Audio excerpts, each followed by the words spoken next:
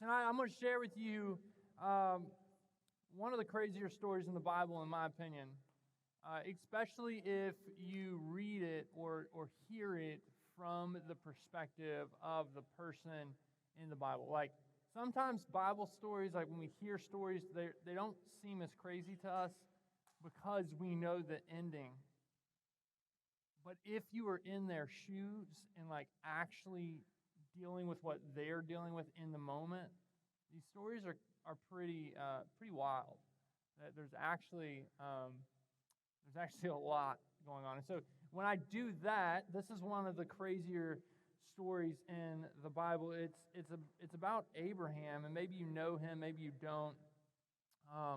He was in the beginning of the Bible who God used. He used this man, Abraham, pulled him from his home, pulled him from his people, and used him to establish the country of Israel. So as we know it right now, the country of Israel, Abraham was the one that God used to establish that whole country. That was wild to me. Like, I didn't really understand that till college, and so if you understand that now, you actually are way ahead of me. And so I just didn't know that. But there's this story of what I would call him having active faith. And active faith is faith that moves you.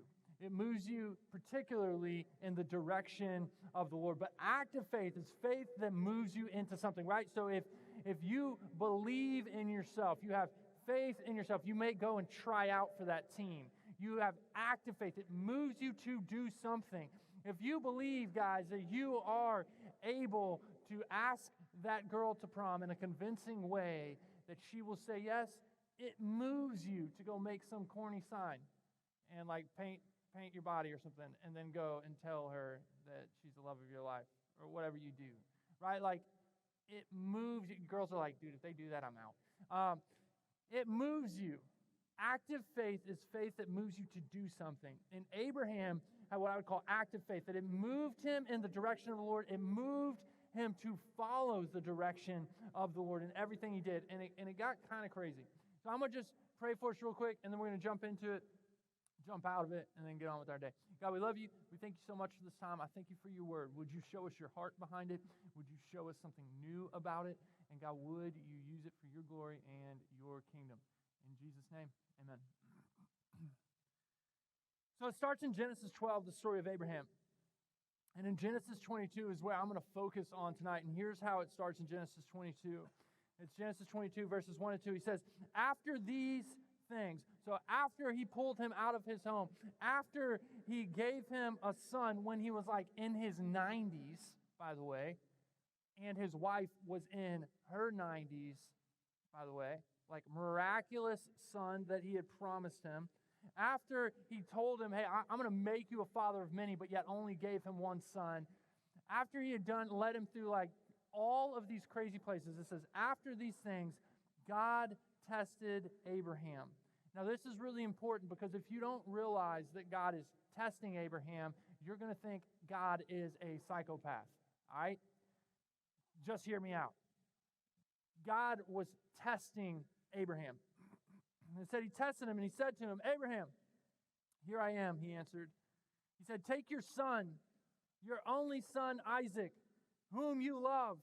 Not the scatterball Isaac champion, not that Isaac, but this Isaac. He said, take your son, your only son Isaac, whom you love, go to the land of Moriah, which is just a land that's like not too far off, and offer him there as a burnt offering on the mountain I will tell you about. The next verse says that Abraham got up and took his son and some servants and headed to the mountain. So God looks at Abraham, has given him all these things, and in order to test his faith, he says, hey, you know your son whom you love so much. Take your son, take him up to the mountain, and sacrifice him. Now, and offer him up. And what he meant to offer him up was to sacrifice him. So in this day, if you were sinful, the way that you would pay and atone for your sin was by the shedding of blood. And the blood that you shed was often from your best animals. a sheep or a goat or something, like you would sacrifice an animal. You would sacrifice it in worship, saying, hey, God, I give this to you, because that was like kind of their currency. That was the thing that was valuable to them. They would sacrifice it because of their sin, that something has to pay for sin in our life. And so they would use these animals. He says, hey, in an act of worship, I want you to take your son, the thing that's most important to you, and I want you to sacrifice him. Now, what's interesting when you come to God's Word is that these are real people, real stories. This really happened. You can go to a secular history book, a book that has nothing to do with Jesus, nothing to do with the Bible, and it will attest that Abraham existed and Isaac existed in history, that this actually happened. Like, this went down, that Abraham was who the Bible says Abraham was. And so in this account, it says, and here's one thing that happened in Abraham's life. It says in verse 7, then Isaac spoke to his father. So they're on the journey. Isaac's not, he's not a dumb kid, like he's a smart kid. Isaac spoke to his father Abraham and said, my father. And he replied, here I am, my son. I always think, like, are they in the dark all the time? Like, where are you, Daddy? He's like, I'm right here, boy. And Isaac said, the fire, y'all like, don't off by that. The fire and the wood are here. So Isaac's looking around. He's like, I've done the sacrifice thing before. There's the fire, like we're going to carry it with us and light the wood. There's the wood. But where is the lamb for the burnt offering? He's like, Dad, something's not adding. We're forgetting something. We're forgetting something. Got the wood, got the fire. Where's the lamb? And this is what's really neat. Abraham answered, God himself will provide the lamb for the burnt offering, my son. And then the two of them walked together. He says, hey, actually, here's my act of faith. That I trust that God himself is going to provide. Now, you've got to understand that when we think about putting to death, like, I just need you to go here for a second. It's kind of a dark thought, but go here for a second. Like, if we think about putting to death the thing or the person or the object that is most valuable to us, the most valuable thing in our life, in order to obey what God is calling us to do, then we begin to put ourselves in Abraham's shoes. Like, you begin to feel what Abraham's feeling when you begin to say, okay, what is the most valuable thing to me that I would put to death? For me, personally, it's the same as Abraham. For me, it's the people in my life that would call me dad. Like, here's a picture of them. Okay, no. Not those guys that call me dad. The next one. Okay, those, yeah, those. So they all call me dad, but these are actually my kids. These are, y'all like, what? Just trust me. It's weird. Hey, love you too, man. So these are my 4 kids. If you don't know me or know anything about me, the oldest one is Levi. The girl who's trying to hold the baby, that's Kennedy. She also believes she is the mother of those 3 boys. And then the one who is actually looking like a wolf, that is Elliot. And then Reed, who's like, what is happening and why is this on my head? That's Reed, and he's our youngest. And I just would tell you that if there was a situation in which I had to do anything close to what Abraham had to do with Isaac, I don't know how I would handle that. Like, if God was calling me as a father to do that, I think I would say, okay, God, I'm going to get up and go. And I'd pull a straight Jonah, right? Like, we're hiding. I'm going to hide you, Isaac, and I'm going to tell God I did it, and maybe you won't notice. Like, it's not going to happen. Like, I just don't know how I would come to a place where I would be able to do that. Where I would be able to, some of the people in my life, other than my wife that I love the most, like, that's a big ask. And it would be for you too, that, like, if God was calling you to sacrifice and get rid of the thing that you value the most, like, that's a big ask. But yet, what you see in Abraham is this peace. There's this layer of peace in him. Like he's not like I'm sure there's some emotion. I'm sure there was some dread, but also there was like this peaceful walk to go and do what God had done. And the thing about Abraham's peace is I believe it comes through his faith. that when Isaac asked, hey, Dad, where's the lamb? He says, dude, I have faith in a God who's always provided.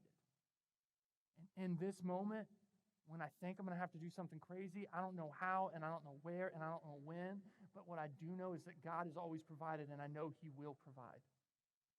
And so in Abraham, in this hard moment of God calling him to obedience, he has this level of peace because of his faith in what he knows about God. And so you see that he trusts him.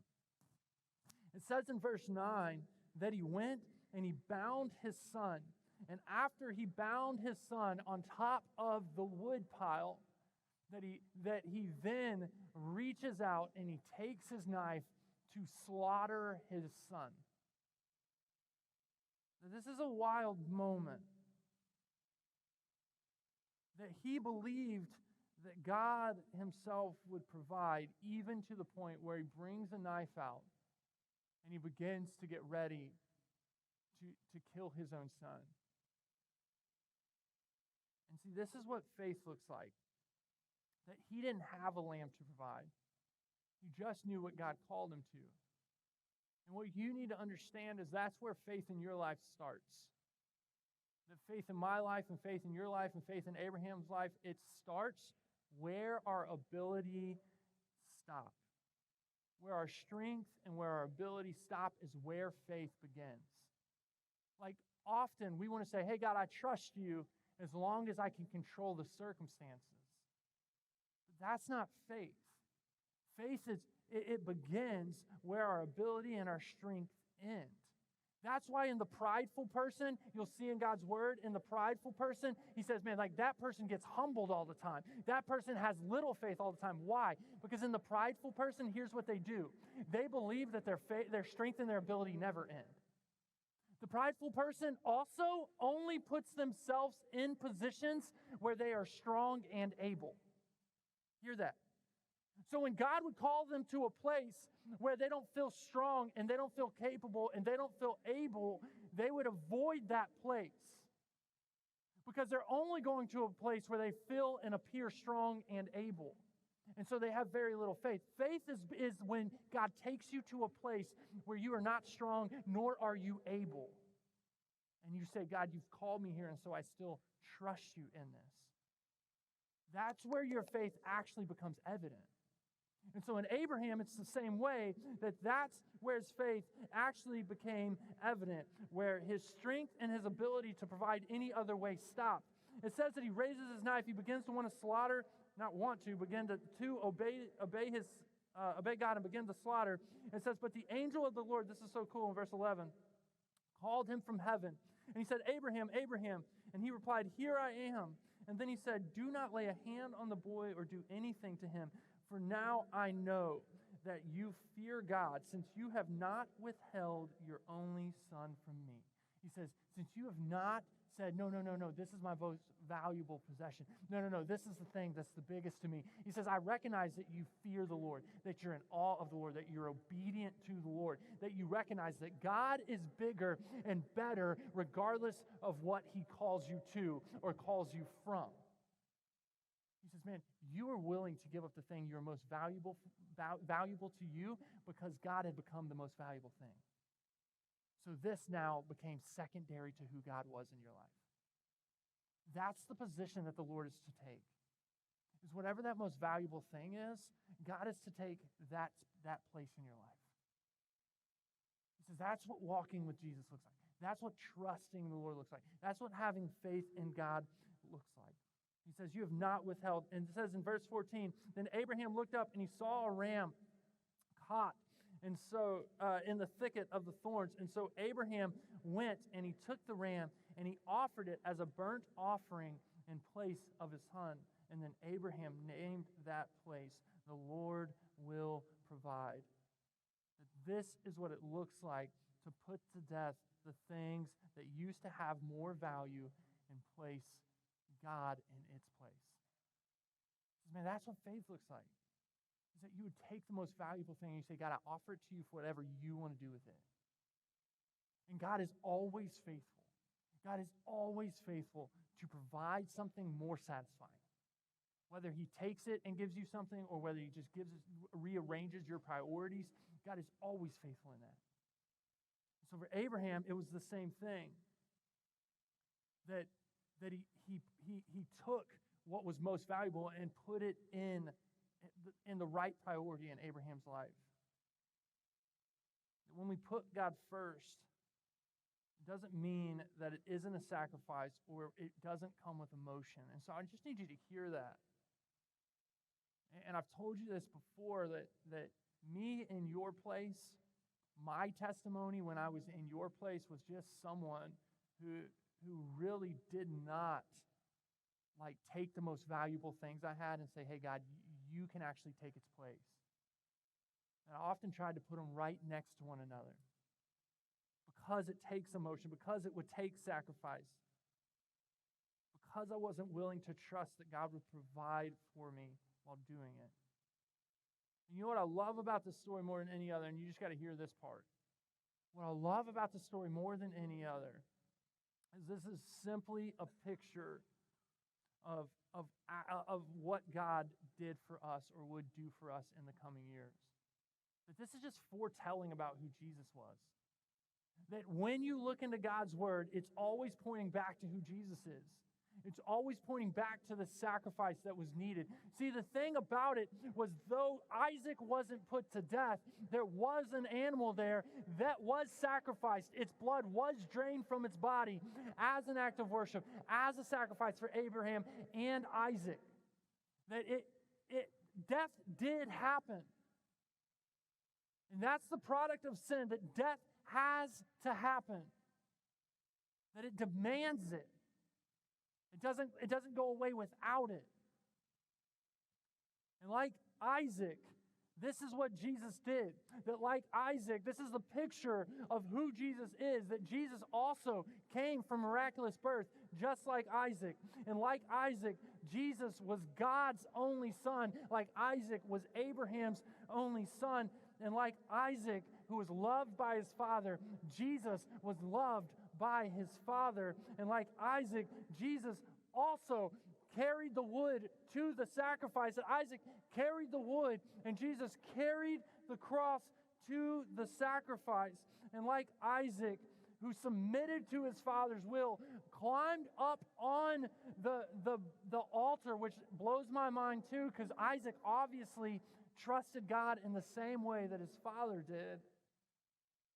That Jesus trusted and submitted to his father's will. And like Isaac, who was undeserving of this death, that Jesus was undeserving of his sacrificial death for us. That there is this picture that God preserved this in his word, that you and I wouldn't just get stuck on Abraham and Isaac, but that we would see who Jesus is.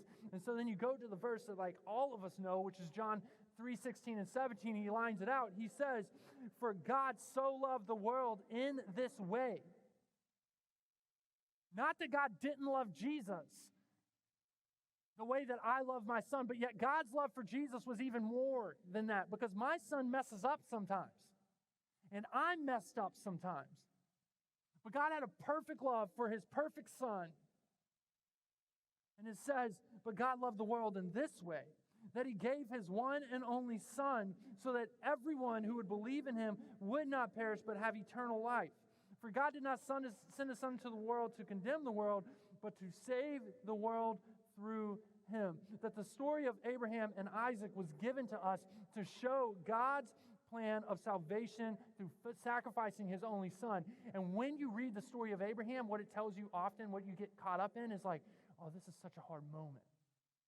This is such a scary moment. Man, this is such a tragic moment for this father and the son. Man, this is such a big decision for this father and his son, that he's going to end his son's life because God had called him to, and then yet you come to the gospel.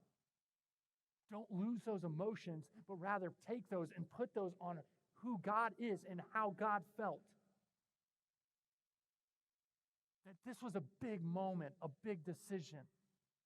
He says, but yet his love for us in our sinfulness compelled him to make a sacrifice for our sin so that we would be saved through Jesus. He said, I didn't send him to condemn you, but to save the world through him. That his one and only Son.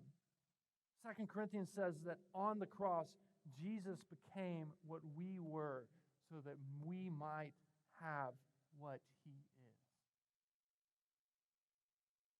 And so my question would be simply, do you have faith? Have you placed your faith in who Jesus is? Have you recognized that you have sin in your life, that there's brokenness in your life, and you can try to resolve that brokenness, you can try to deal with that brokenness, but yet what will become evident, whether now or at the end of your life, what will become evident is there's only one thing that restores the brokenness, and it's Jesus. He's the only one big enough to restore the brokenness in your life. Have you trusted Jesus with your life? Have you said, man, Jesus, I need you? And for you in here who are following Jesus, you're like, yeah, I've trusted Jesus and I'm kind of all right sometimes. I'm kind of messed up sometimes. My question to you would be, do you say that your faith, like would you say your faith leads to new opportunities of obedience? Would you say, man, I have active faith? That my faith actually leads me to opportunities to like really be obedient and really love people well. Like if you're like, no, my faith in Jesus actually doesn't affect anyone around me, then you can't say that you have active faith. Active faith in who God is and what God is calling you to do actually should affect everything around you. That anytime you look in God's word and you look at somebody who is faithful, that it always affected everyone around them. And that God has called you into your schools and into your friend groups and into your families for a purpose. That he's called you to say, hey, trust me in this.